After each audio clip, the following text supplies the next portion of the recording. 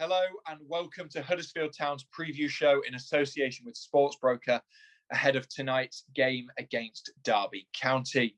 Ahead of this one, I'm delighted to say I'm joined by former Huddersfield Town manager and of course former Derby County player Chris Powell, broadcaster and Derby County fan Ivan Gaskell, and Stephen Chicken from the Huddersfield Examiner. How are you all? Good to see you. Thank you. Yeah. Excellent. Chris, firstly with you, thank you very much for joining us. Obviously, you, like I mentioned, you were former Huddersfield Town manager, Derby player, a caretaker manager and coach for Derby as well. Do you always keep an eye on your former teams? Oh, absolutely, yeah. I think most people will tell you that whenever you played a game or you've been a manager or coach, any club, you sort of have a soft spot for them most of the time anyway. I think some people try and forget if it hasn't been great for them, but no, I enjoyed my time at Huddersfield, living up there and getting to know so many good people. And when I first went in, it was a difficult job, but we managed to retain our championship status, which was the remit for me from Dean Hoyle. But I look out for the town, look out for Derby. Like you mentioned, that was a club I played Premier League football for first time. And then I went back with Nigel Pearson, then Steve McLaren as a coach. And I've been looking at both teams this season, and obviously the corresponding results on Friday and Saturday were totally different to what's been happening with both teams. But I thought Town's result was absolutely outstanding considering how things have been going previously. Yeah, it was magnificent, wasn't it, Steve, on Saturday against Swansea?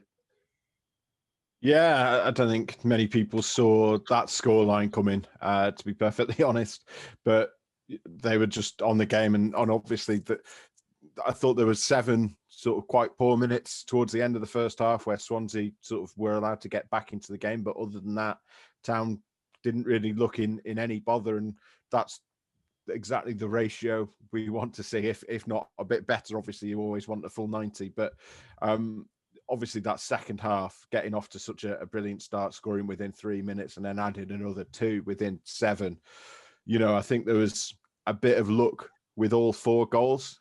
Campbell's hit the post, O'Brien's got the deflection, Dwayne Holmes, probably the first one should have been saved, and the second one he got that nice bobble off the pitch. But you make your own luck. We've talked about it ourselves, and we've talked about it after defeats as well, that you do often make your own luck in the game, and if you're making chances and having shots, there's always a chance it's going to get past the goalkeeper somehow. So yeah, I think that's exactly the kind of performance Town needed after that negative run, and it's something crucially they can take a lot of confidence from.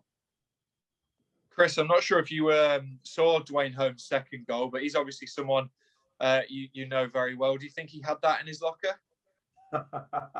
To be fair, yes. He's always been a talented player. I think he burst on the scene. I think it was under Mark Robbins initially, and there was always a lot of hope for him.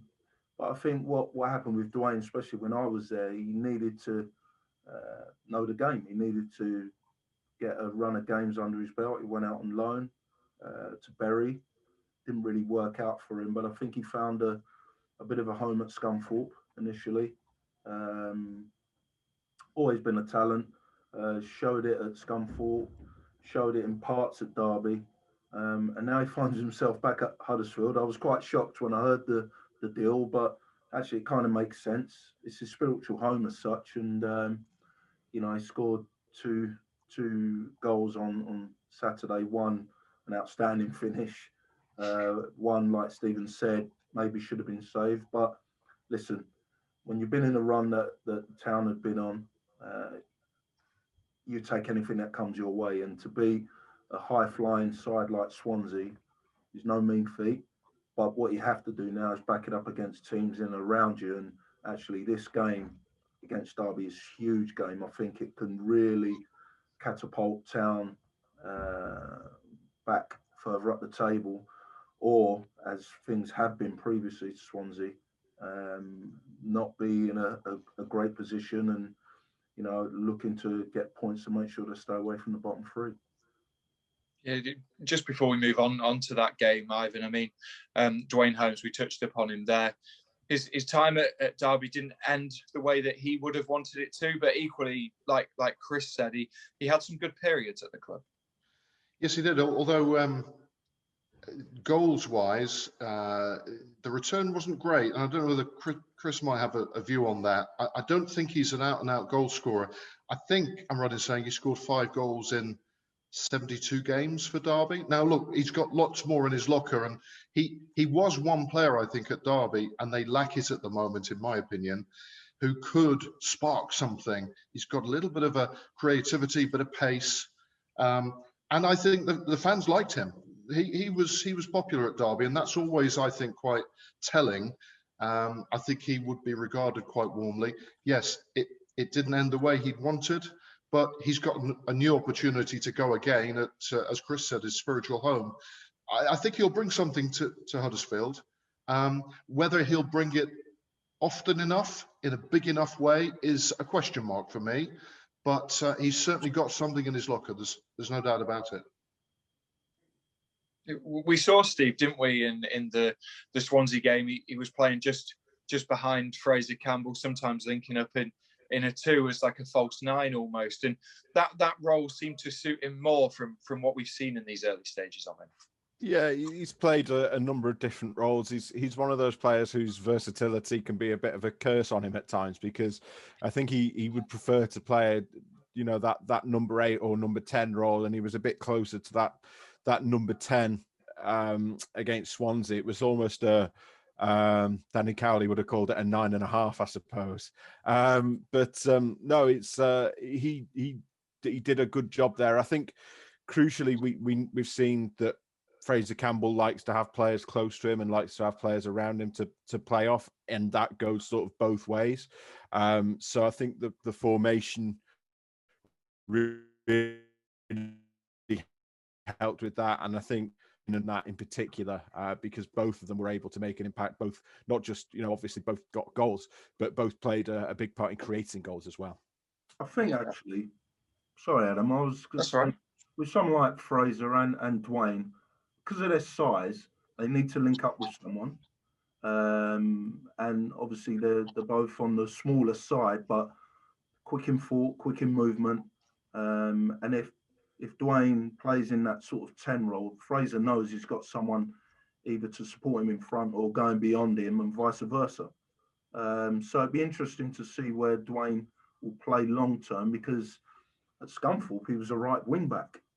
And I think the majority of times people see him as a wide right because of his physicality, maybe get him out, use his pace. But actually, I think Stephen said it, he can play as an 8, you know, driving from midfield. And like Ivan said, his goal ratio at the moment didn't look great at Derby, but actually he is creative. He can score a goal, as he showed at the weekend.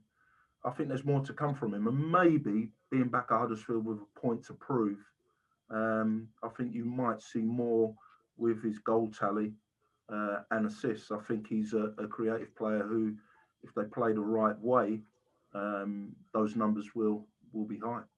Can I just say as well, and we're talking about goal tallies and goal ratios, you shouldn't read too much into it, because I declare an interest. I'm a lifelong Derby County supporter. That'll probably come through. Chris will remember we used to talk quite a lot through my role professionally back in the 90s. But I've looked back at the records, Chris, and I'm looking at 1 goal in 91 games for Derby. Is that a misprint? Actually, Ivan, it's 2. Is it 2? Right. It is a misprint. Don't get my FA Cup goal. Of course not. Who would? 99% of the Derby fans would have forgotten that one. But yeah, I've got 2 in 99 games, all told. So I never got the 100 appearances. No. I only got 2 goals, but I've got a few more assists. That's all I'll say. You brought a lot to the table. Don't worry about that. And another person, obviously returning to Pride Park since his departure, is Richard Keogh. Chris, you obviously worked closely with him during your coaching and caretaker manager roles at Derby. How, first of all, impressed are you with his career? Because I think it was at the weekend when he made his 650th career appearance. For someone to play at this level for a prolonged period of time, and especially that number of games, it is a real achievement. It certainly is, and majority of them, like you say, have been at the Championship level. I'm sure he would have liked a few Premier League appearances in that tally, but a wonderfully consistent player. I mean, most Derby fans will tell you, he churned out 40 plus games per season for a long time. Instrumental in the way they developed as a team when Steve McLaren was there, a ball playing centre back. He wasn't afraid of doing it. Became the captain. Well thought of at Derby for a long, long time. Really unfortunate the way it ended. And that's not for now. But fair play to him that he's actually come back, got over a serious knee injury, initially at MK Dons. And I actually think that shows what he's about, that he went to League One, was happy to play there at that level, to get playing. And he gets picked up by a Championship club. So for me, that shows exactly what he's about with regards to playing. He wants to play. I think that shows in the amount of games he's played. And whatever the future holds for him, he can look back on getting back to Championship level after such a big setback. But quite an emotional game for him. I would think if there was supporters in the stadium, it would be a bigger game for him. But still, for many other reasons, is still a big game for Richard Keogh. It's interesting that as somebody that has already declared an interest as a supporter, just putting my supporter's hat on, you'd want 11 Richard Keoghs in your team. He brought something special to Derby, and yes, not for now. What happened, an incident going back, has left its mark on everybody concerned. But I don't think it's tarnished Keogh's standing in the eyes of the supporters in terms of what he did on the pitch. He brought something special and energy. I don't think he was blessed with the great skills of a Beckenbauer. I think he'd be the first to admit that. But he brought such energy, passion, desire, all the qualities you'd like to see in your players, and some. I mean, the close-ups of his wild, staring eyes. But it was because I don't think he could help himself. He just had it in him.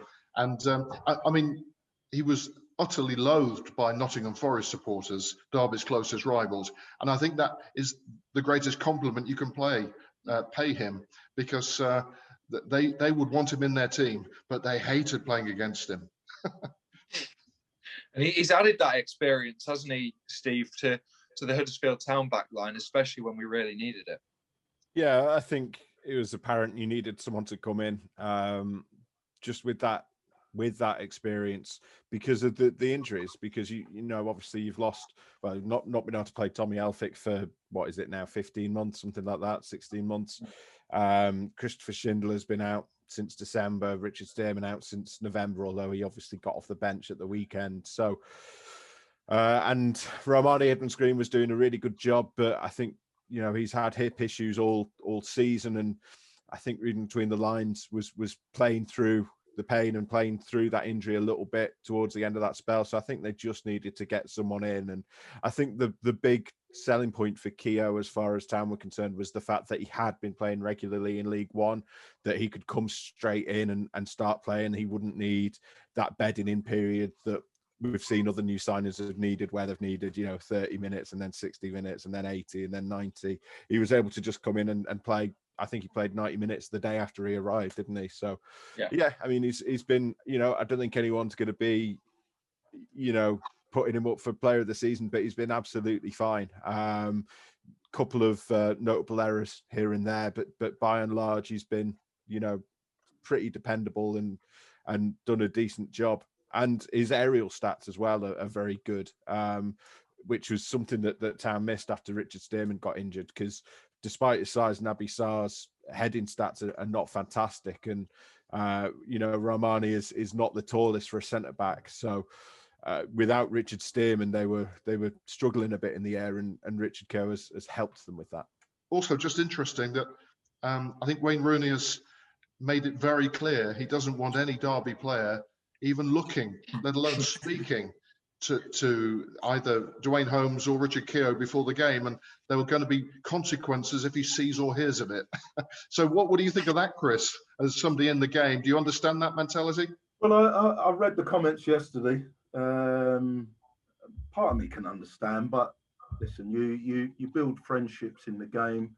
You normally acknowledge old teammates or staff members before the game, but you're totally focused on your own team.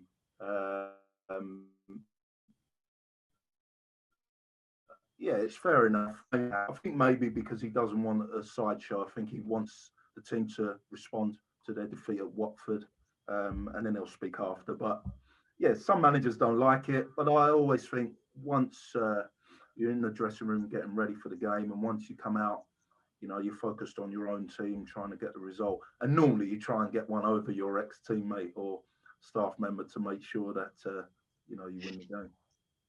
It's all about the bragging rights, isn't it, with your mates? It normally is, yeah.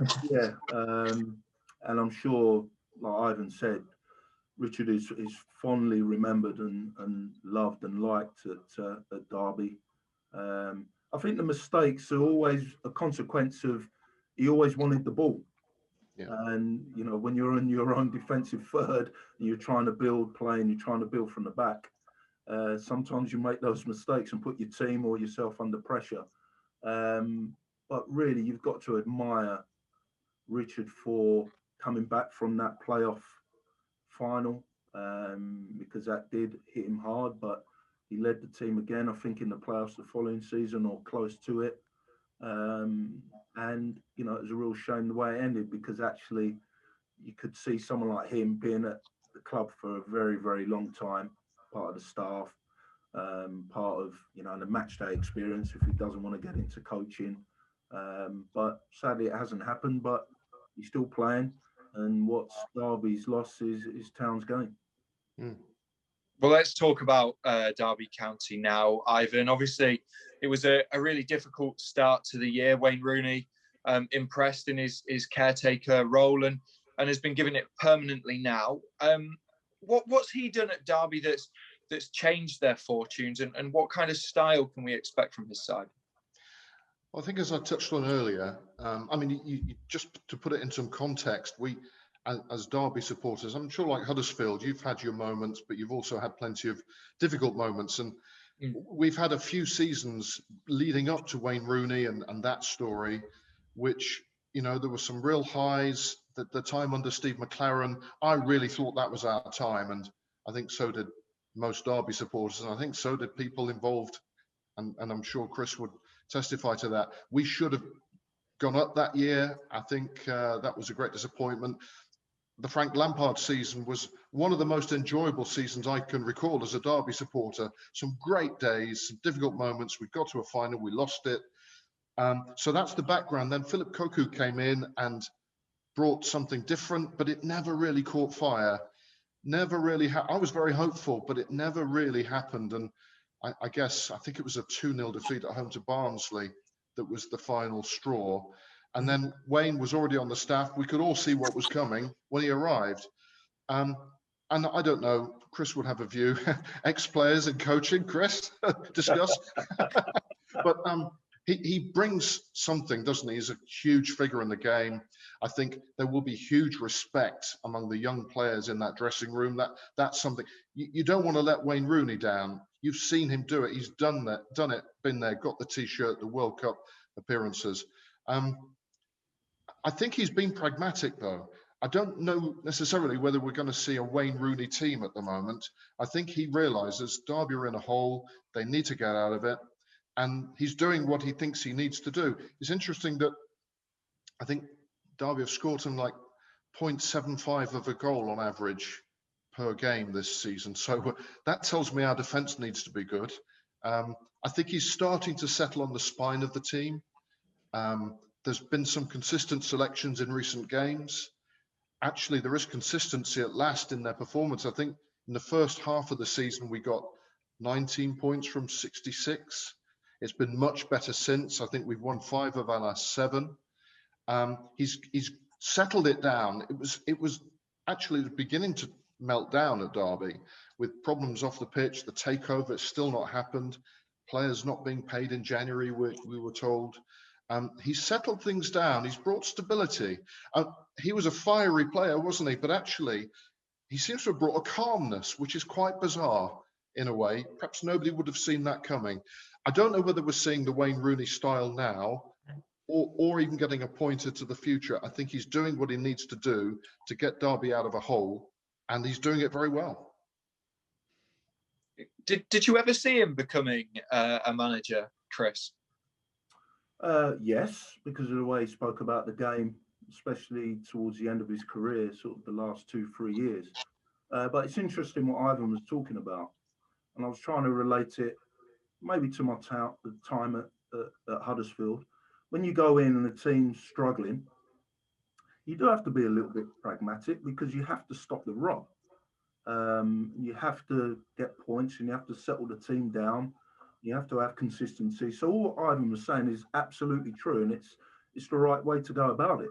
I spoke to Liam Rossini last week because I actually covered the Watford Derby game on Sky, and he spoke glowingly about Wayne, how calm he's been with the staff. He said he's been very upfront and honest with the players. There is a consistency to the way they've been playing. And one thing they felt they needed to do was get clean sheets. And I think you always start at the back. It's like, every manager will tell you. And prior to the Watford game, they had 8 clean sheets in 16 games. Now, that for me is saying one thing: you're getting points. Whether they're wins or draws, you're getting points. Then you can build on what's up top. And they've had a bit of a talisman in Kazim Richards, who a lot of people were a bit shocked initially, but they've got that. And Liam said, look, their principles don't change with regards to defending, regardless of the way they play. They want consistency. They do adjust to who they're playing against. The way they were playing under Koku never really changed. They always wanted to have a slow build-up. I think we all know on here, it's not too much slow build-ups in the Championship. You can play out the back, because I know Town are, but you can do it with a purpose and intensity. And if you do that, you're playing at Championship pace, which if you can do that and marry the two, you're going to get wins, you're going to get points. So I think Wayne has calmed everyone down, definitely earns the respect of everyone, which you need to when you're a manager. He's got that in abundance. So it's now about building. I would expect, as long as everything goes okay this season for Derby, I would expect to see a different Derby next season. Yeah, Steve, before we started recording this, you said you mentioned some similarities to an old Manchester United side that obviously he was a part of as well. Yeah, from what I've read and from what I understand, they play a system that sort of alternates between a 4-4-2 and a 4-3-3, which is exactly what Ferguson had Man U doing in 2007-08, when it was that famous front three of Tevez, Rooney and Ronaldo. So obviously they don't have anything like that personnel, but I think he's obviously taken inspiration from that and seems to be going for a similar kind of thing. So I'd be interested to see if we see that a bit of that this evening, and how that plays out and how they make a success of it at Championship level. I think that's quite a recent thing, as we've mentioned. I think when he first came in, he prioritized keeping things tight and sorting out the defense, as most new managers will after they come in. But it's been interesting to see that he's used the January window to try and get that new style up and running. It's interesting, Ivan, because that seems to have a big impact on Derby's home form as well. I think they've won 4 games at Pride Park all year, but interestingly, 3 consecutive home games. Their last 3 games, they've come out victorious. Do you think it's that kind of change in style that's helped them propel their form at home, or do you think it was just something that's been building and been brewing? I think it probably has just been building, and in fairness, that was one of the big things that they had to improve. I think Derby earned 7 points from a possible 33 in the first half of the season. That's plainly not good enough. They're the sort of stats that, let's be honest, get you relegated. That had to change. And it's strange, isn't it? I've always thought that the business of home and away is a curious thing. What is it about home and away that is very, if you look at the stats, home performances and results very clearly are generally better than away. Now, you've always in the past put that down to, well, home support. You feel at home, you've got that passion of your supporters around you. Well, we haven't got that at the moment. They haven't had that all season. So I've always found that curious. I haven't really got a Stephen Hawking theorem about that. I think some people have done, some science on that, but I think they needed to improve it, basically, and they really have. The 3 wins back-to-back at home. And I think any decent team that has any kind of success, whatever the science behind it, has to have a decent bedrock of home form, and they're beginning to build it. I see them doing that right to the end of the season, but wouldn't it be lovely if yesterday's announcement had come before the end of the season? It doesn't look like that's going to happen, unfortunately. Yeah, it absolutely would have been nice. I mean, Chris, everyone knows how loud Derby supporters can be. Obviously, you witnessed that at Pride Park during your time at the club. Obviously, it's been a large period now where Derby fans haven't been able to be in Pride Park, but equally when the atmosphere is as loud as it can be at Pride Park, it does have an effect on players.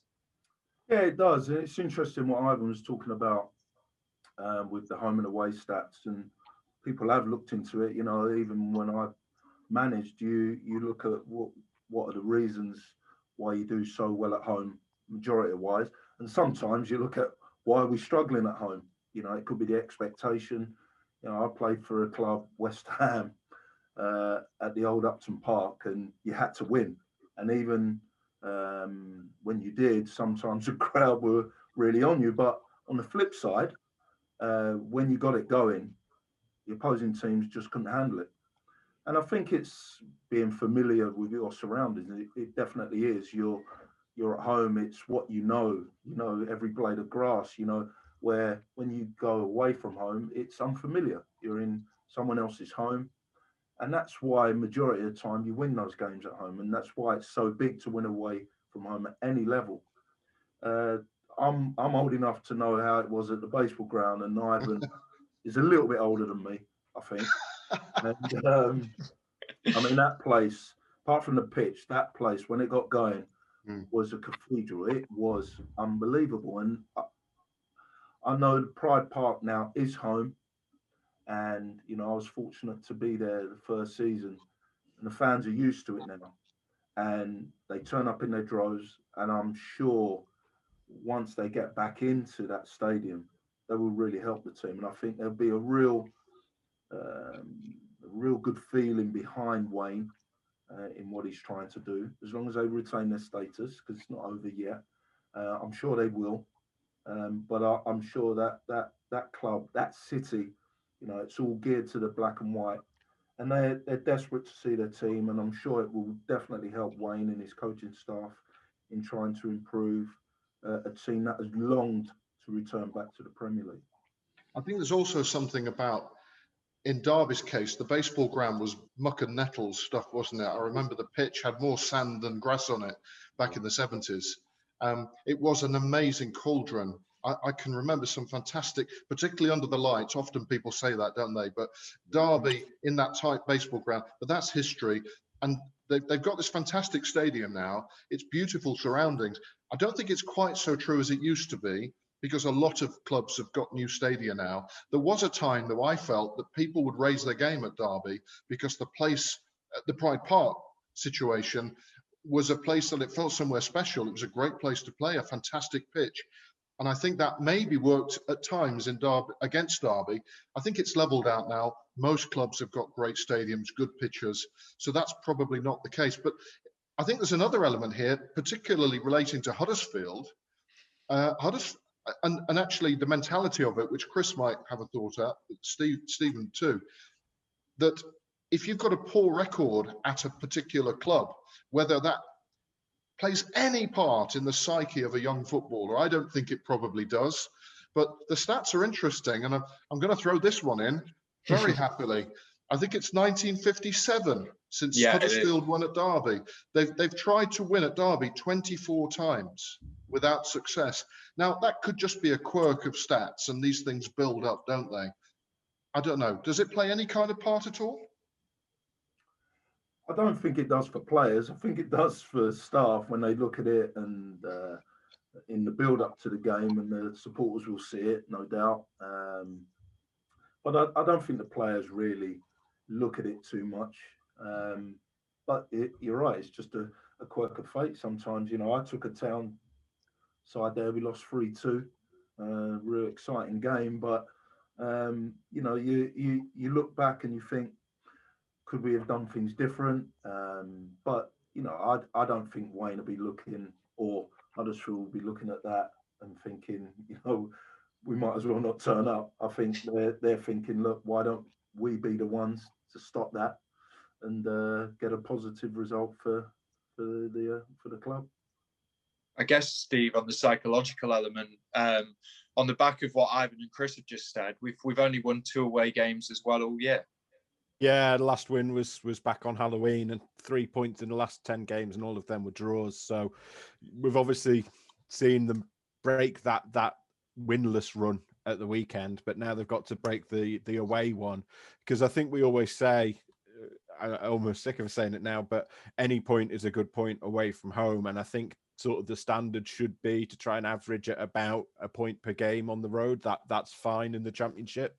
But Town are currently only getting sort of 2/3 of a point, so they need to sort that out, really, because they don't even need to be brilliant. They just need to be all right, and that will give them, you know, that will be a massive help as we try to move towards the 50 and safety as soon as possible. The psychology of that I find really interesting, Chris. When you're a player and you know you've only won 2 games away from home all year, you have a run, like Ivan said, at a place like Derby. When you're going into a game and you realise that you're away, you haven't won since Halloween, you're putting on the away kit, you're not in your home and used to a stadium. Does that ever play a part? Does doubt then kind of come into your mind a little bit that you're not around your normal surroundings? Possibly. What I would say, excuse me, as a manager, I think you've always got to be positive that this game's going to be the one where we're going to start winning again away from home. Like Stephen said, you know, you have to pick up away points. They have to help you in your quest to either stay up or get in the top 6, top 2. Your away form is paramount. If you can just edge a draw here and there and a win, of course you accept you will lose your game, but it hasn't been great for Town. If you're not performing at home, then you've got to perform away. If the pressure's on at home, then okay, let's try and pick points up away from home. But I think as a manager, you always feel that this game will be the one, regardless of who you're playing. And Huddersfield have got to look at it, buoyed by the result of the weekend, that actually we can now start to, you know, add points to a home win. A draw would be decent, but a win, back-to-back wins, we all know, paramount Championship. You get one at home, one away, even better, because then all of a sudden you're looking at, we can win on our own patch, but we can also win on our travels.